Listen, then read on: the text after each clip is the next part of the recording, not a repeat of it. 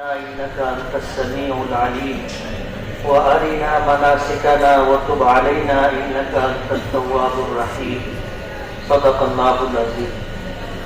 صدر محترم، علماء کرام، حاضرین مجلس اور عزیز بچوں، آج اس وقت ہم لوگ مدرسہ اکرمہ رضی اللہ تعالی عنہ کے جدید سنگ بنیاد کی تقریب میں موجود ہیں. اہل محلہ کے لیے اور اہل شہر کے لیے یہ بات سمجھانے یا بتانے کی نہیں ہے کہ الحمدللہ ہمارے شہر میں بڑے بڑے مدرسے جس طرح دین کی بنیادی اور اسی کے ساتھ اعلیٰ تعلیم کی خدمات انجام دے رہے ہیں. 1980 کے بعد سے ہمارے شہر میں مکاتب قرآنیہ کا ایک جال بچھایا گیا. مسجدوں میں جو مکتب چلتے ہیں، میرا اپنا ذاتی تاثر یہ ہے کہ بڑے مدارس میں ذمہ داران کو ہو یا وہاں کے اساتذہ کرام کو ہو، سالانہ رپورٹ میں اچھی کارکردگی نظر آئے اس کے لیے کوانٹٹی پر زور دیتے کہ ہمارے یہاں سے اتنے بچے عالم بنے، ہمارے یہاں سے اتنے بچے حافظ بنے.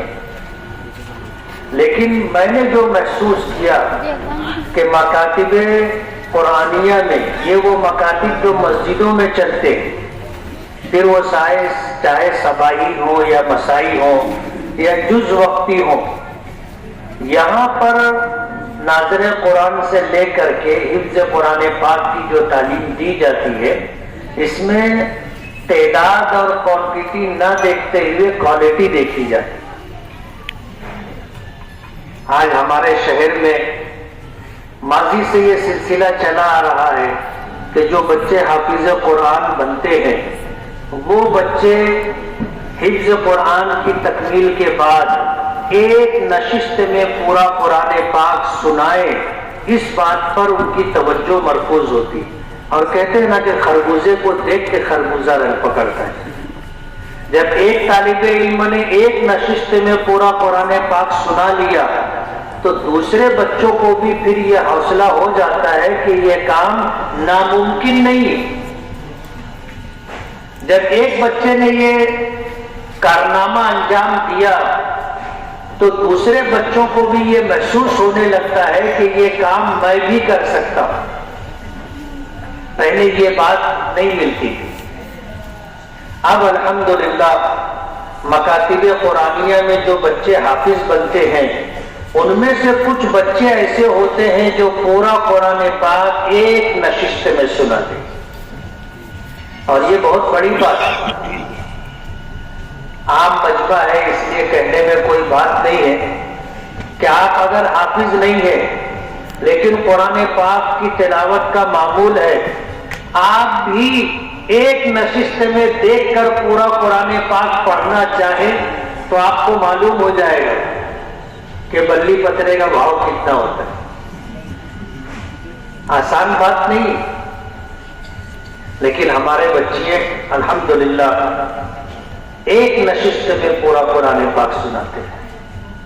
میرے گھر میں آج سے تقریباً 40-45 سال سے جو مدرسہ چل رہا ہے، جہاں بڑی عمر کی عورتیں اور محلے کی بچیاں پڑھنے کے لیے آتی ہیں، اس سال 17 بچیوں نے حفظ قرآن پاک کیا، جس میں 16 بچیاں تھیں اور ایک 73 سال کی بوڑھی عورت تھی جس نے قرآن پاک حفظ کیا. اور ان 17 میں سے 8 بچیوں نے ایک نشست میں پورا قرآن پاک سنایا. انہی مکاتب میں سے ایک مدرسہ اکرمہ رضی اللہ تعالی عنہ. اللہ کا بہت بڑا کرم ہے، میرے خیال سے 1000 بچے ہوں گے،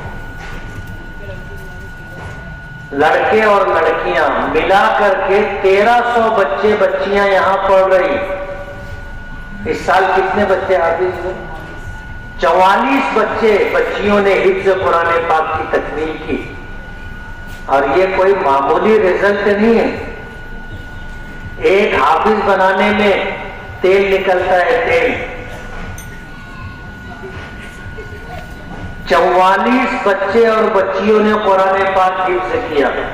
اور اگر ان کے پاس گنجائش ہوتی تو یہ تعداد 1300 سے بھی زیادہ ہوتی. عدم گنجائش کی وجہ سے ایک پلاٹ خریدا گیا، 35-50 کا پلاٹ خریدا گیا. وہاں پر مدرسہ اکرمہ کی تعمیر ہوگی. ابھی تک یہ مدرسہ مسجد میں چل رہا ہے. اور ظاہر بات ہے مسجد کتنی بڑی ہے اہل محلہ کو پتہ ہے. صبح دوپہر شام اس طرح ملا کر کے 1300 بچے اور بچیاں ناظرہ، نورانی قاعدہ اور حفظ قرآن پاک کا علم حاصل کر دیں. اب 35-50 کی جگہ خرید لی گئی. اللہ اللہ کر کے اس کا پیسہ، اس کی قیمت چکائی جا چکی ہے. اب مدرسے کی تعمیر کا مسئلہ ہے اور کسی دینی ادارے کی تعمیر ہو، چاہے مسجد ہو، مدرسہ ہو، جہاں قرآن پاک کی، احادیث پاک کی تعلیم دی جاتی ہو. یہ وہ مقدس مقامات ہیں جنہیں آپ صدقہ جاریہ میں رکھیں. صدقہ جاریہ کہ یہ عمارت مدرسے کی عمارت بنے گی تو انشاءاللہ ہمیں اللہ کی رحیم و کریم ذات سے امید ہے کہ تعلیم و تعلم کا یہ سلسلہ صبح قیامت تک جاری رہے گا. آج ہم لوگ اس کی تعمیر میں حصہ لیں گے. جب تک اس میں پڑھنے پڑھانے کا سلسلہ رہے گا ہمیں اجر و ثواب ملتا رہے گا. اور یہ کوئی معمولی بات نہیں ہے. کتنے لوگ ہیں اللہ نے ان کو دنیا بہت دی تھی، دنیا سے چلے گئے، سب کچھ چھوڑ کے چلے گئے. آج اپنی قبروں میں ہے، کوئی ان کو پوچھنے والا نہیں، کوئی ان کے لیے دعا کرنے والا نہیں ہے، کوئی انہیں ایصال ثواب کرنے والا نہیں. اور بدنصیبی کی بات تھی کہ اللہ نے مال دیا تھا، اس مال کو انہوں نے اللہ کے راستے میں خرچ نہیں کیا، مسجد نہیں بنوائی، مدرسہ نہیں بنوایا، دیگر کار خیر میں انہوں نے خرچ نہیں کیا. سب کچھ چھوڑ کے چلے گئے اور جن کو بغیر کسی محنت اور مشقت کے وہ مال ملا وہ لوگ عیش کر رہے ہیں. حساب کون دے گا؟ بولو نا. جس نے کمایا اور چھوڑ کے گیا حساب اس کو دینا ہے. حدیث پاک میں آتا ہے نا کہ جب کسی شخص کا انتقال ہو گیا تو اللہ کی بارگاہ میں اس کی پیشی ہوگی. لا يزال قدم عبد عند اللہ یوم القیامہ حتی یسأل عن خمس.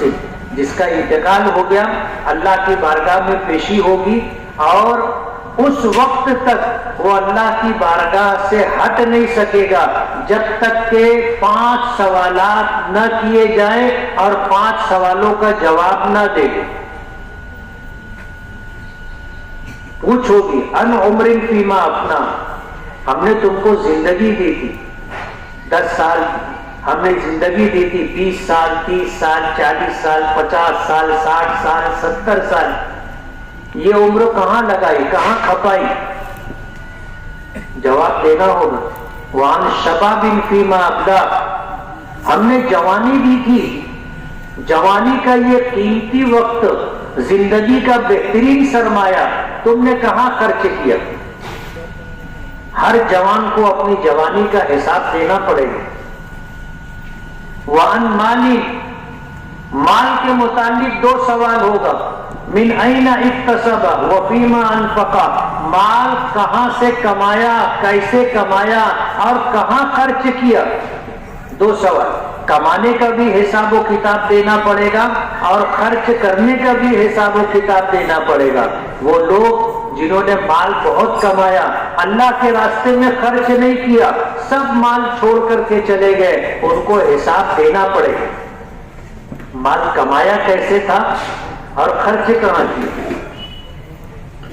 وَعَنْ عِلْمٍ مَاذَا عَمِلَ بِهِ، پانچواں سوال ہوگا کہ جو علم حاصل کیا تھا اس پر کتنا عمل کیا. تو مدرسے اکرما کی تعمیر کا مرحلہ ہے. اللہ نے جن کو مال دیا ہے ان کو چاہیے کہ اپنے مال کا ایک حصہ اس مدرسے کی تعمیر پر خرچ کرے. آپ چلے جاؤ گے، پتہ نہیں آپ کی اولاد آپ کو یاد کرے نہ کرے، کوئی آپ کے لیے دعا کرے نہ کرے، کوئی آپ کے لیے ایصال ثواب کرے نہ کرے.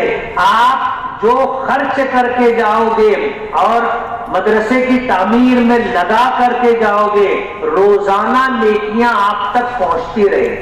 کوئی چاہے آپ کو پوچھے نہ پوچھے، آپ کے ہاتھوں سے خرچ کیا ہوا یہ مال جو مدرسے اکرما کی تعمیر میں لگے گا، انشاءاللہ اس کا اجر و ثواب آپ کو روزانہ ملتا رہے. حدیث پاک میں آتا ہے کہ دنیا میں جن لوگوں نے کار خیر کیے، صدقہ جاریہ کا کام کیا، ان کا انتقال ہو گیا اپنی قبروں میں دفن. روزانہ ان کے اس کار خیر کی وجہ سے جو نیکی وجود میں آئی، وہ نیکی فرشتے خان میں سجا کر کے اس کے قبر میں لے جا کر کے اس کو پیش کریں گے. حدیث پاک میں آتا ہے کہ اس مرحوم کے آس پاس جتنی قبریں ہوں گی، اس میں جتنے لوگ مدفون ہوں گے وہ رشک کریں گے. یہ کتنا خوش نصیب آدمی آ گیا ہے. روزانہ نیکی اس کی فرشتے لا کر کے پیش کر دیتے روزانہ، اور کہتے نا قطرہ قطرہ دریا شود. یہ نیکی جمع ہوتے ہوتے جب تک قیامت نہیں آئے گی یہ نیکی کا سلسلہ چلتا رہے گا اور نیکیوں میں اضافہ ہوتا رہے گا. اور یہ نیکی اس دن کام آئے گی جس دن آدمی سب سے زیادہ محتاج اور ضرورت مند ہوگا. اس دن یہ نیکی کام آئے گی. اللہ نے یہ موقع ہمیں دیا ہے. میں نے قرآن کریم کی آیت تلاوت کی جو حضرت ابراہیم و اسماعیل علیہ السلام کی دعا ہے. یہ دعا انہوں نے اس وقت مانگی تھی جب بیت اللہ کی تعمیر کی تھی، بیت اللہ کی دیواریں اٹھائی تھی. اللہ سے دعا کی تھی ربنا تقبل منا انک انت السمیع العلیم، اے ہمارے پروردگار ہم سے یہ نیکی قبول فرما لے، بے شک آپ سننے والے اور جاننے والے. وارنا مناسکنا، اور ہمیں حج کرنے کا طریقہ سکھا دے، بتا دے. وارنا مناسکنا وتب علینا انک انت التواب الرحیم، اور ہماری توبہ قبول فرما لے، اپنی رحمتوں کے ساتھ ہم پر توجہ فرما دے، بے شک آپ خوب توبہ قبول کرنے والے بہت مہربان ہیں. حضرت ابراہیم علیہ السلام نے اللہ کے گھر کی تعمیر کی تھی. آپ اندازہ نہیں کر سکتے بیت اللہ کی اس تعمیر کی وجہ سے پوری دنیا انسانیت جن کو اللہ نے ایمان کی دولت دی ہے 5 وقت اس گھر کی طرف رک کر کے نماز پڑھتے ہیں، اور ہزاروں کی تعداد میں روزانہ لوگ اس گھر کا طواف کرتے ہیں اور اس گھر کے چاروں طرف صف لگا کر کے نماز پڑھتے.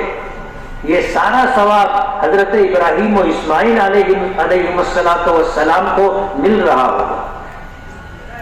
آج اللہ نے ہم کو موقع دیا مدرسہ ابو ذر اور مدرسہ اکرما کی سنگ بنیاد کی تقریب میں حاضری کا، اور اسی کے ساتھ یہ موقع دیا ہے کہ ہم اس کی تعمیر میں حصہ لیں. مدرسے کا بجٹ کوئی 1 کروڑ 2 لاکھ روپیہ، 1 کروڑ 5 لاکھ روپیہ ہے. یہ 35 بائی 50 کی جگہ ہے اور کئی منزلہ ہوگی؟ 3 منزلہ.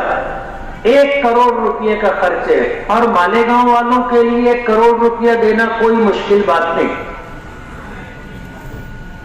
مالیگاؤں مخیرین کا شہر ہے، اور یہی وجہ ہے کہ پورے ہندوستان کے مدارس کے لوگ چندہ کرنے کے لیے مالیگاؤں آتے ہیں. مساجد کی تعمیر کو لے کر کے لوگ یہاں آتے ہیں چندہ کرنے کے لیے. ظاہر بات ہے یہاں کے لوگ دیتے ہیں تو لوگ آتے، اگر یہاں کے لوگ نہیں دیتے تو مالیگاؤں کوئی جھانکنے بھی نہیں آتے۔ مالیگاؤں کے لوگ الحمدللہ اس معاملے میں بہت کشادہ دلی کے ساتھ کام کرتے۔ مالیگاؤں کے مدرسوں کو چاہے کم چندہ دے لیکن باہر کے لوگوں کو چندہ اچھا دیتے، یہ مشاہدہ ہے اور بارہا اس کا تجربہ ہوا۔ لیکن مالیگاؤں کے لوگ الحمدللہ مال خرچ کرنے میں، اللہ کے راستے میں خرچ کرنے میں دریغ نہیں کرتے۔ اللہ دیتا ہے، وہ دیتے ہیں، اللہ کے بندے لینے کے لیے آتے ہیں۔ یہ تو اپنے شہر کا مسئلہ ہے، اپنے شہر کا مسئلہ ہے۔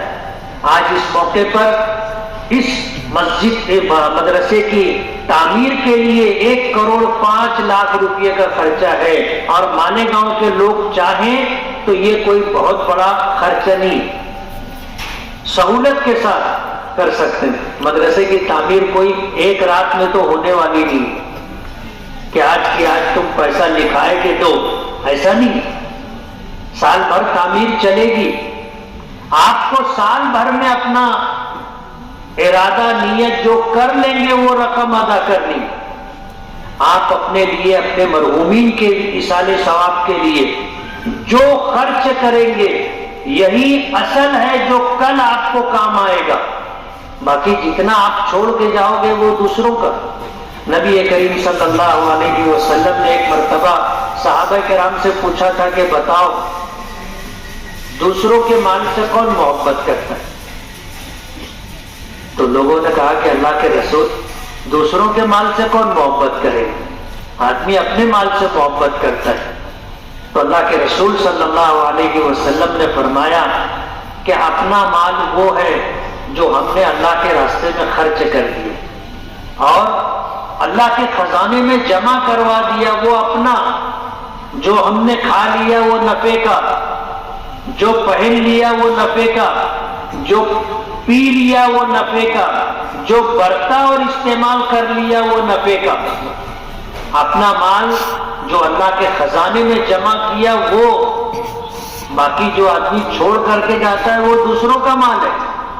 اور عام طور پر ہوتا یہی ہے کہ آدمی دوسروں کے مال سے محبت کرتا ہے، اپنے مال سے نہیں۔ اپنا مال تو وہ ہے جو خرچ کیا اللہ کے راستے میں، مسجد کی تعمیر میں، مدرسے کی تعمیر میں خرچ کیا، اللہ کے خزانے میں جمع ہو گیا، وہ اپنا مال۔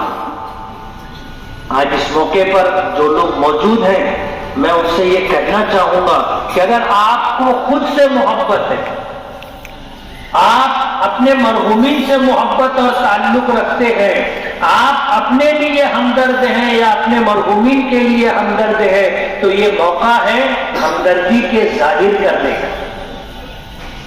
بتائیے کون ہے جو اس مدرسے کی تعمیر میں حصہ لے گا اور کتنا چندہ دے گا؟ کھڑے ہو کر کے بتائیں۔